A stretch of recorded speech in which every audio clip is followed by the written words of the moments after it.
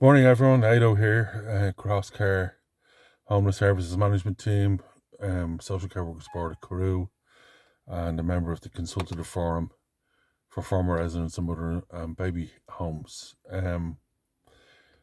Today, I want to talk about ethical decision making.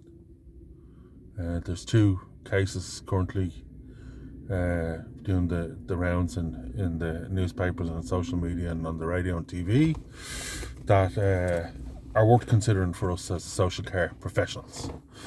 The first case is the case with the AstraZeneca or the Pfizer, I think it was, vaccination.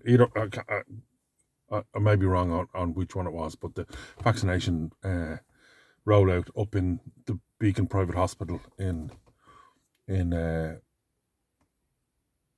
Sandyford Industrial Estate in Dublin. And what we seen there was that a cohort of people didn't turn up for their allotted time, their allotted vaccination time, and it looks like they went to the reserve list, and then it looks like they were left with 20 over. And what happened then was, it looks like, or what's emerging at the moment is that the CEO or someone within the organisation may have made a decision to contact the school in Bray, St. Giles, which is a fee-paying private school, to contact the school in Bray, invite the teaching panel in, and get them all vaccinated. And the ethical question there is, well, there's several, isn't there?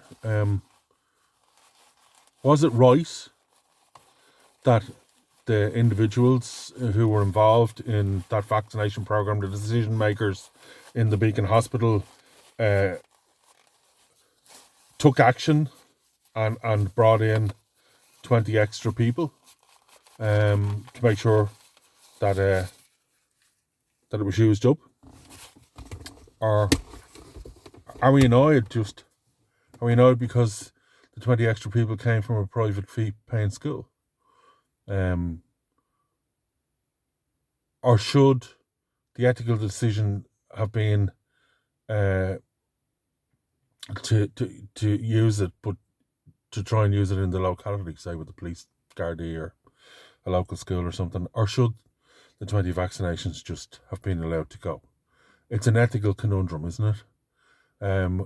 We will never know, I don't think, really what motivated that decision, but it's an ethical conundrum. The second one is the information that's coming out in relation to the department seeking information on the children and families who are living on the autism spectrum. I think specifically in relation to what they think might be litigious because services aren't being provided, and phoning up doctors, and it looks like doctors and psychologists and counselling staff, and asking them to feed information back to them.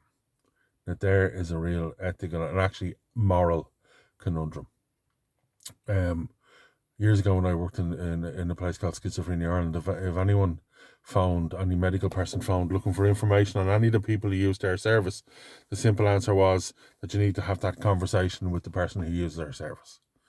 Now, we were working with adults, but I think it's still true that if anyone in a department wants information about your child, that they talk to you. I think it's doubly compounded by the fact that if you're a working counsellor or a counselling psychologist or a counselling psychotherapist, and someone phones looking for information from you, I think you're ethically bound, unless that child's life is in danger, you're ethically bound not to pass over that information. I think for us working in services, whether we're in residential or family support or whatever service we're in, if other professionals are ringing us looking for information, do we have consent and permission to pass that information on? And if we don't, are there times when we think we should? It's a real ethical dilemma. So for this weekend, have a think about that. See you later.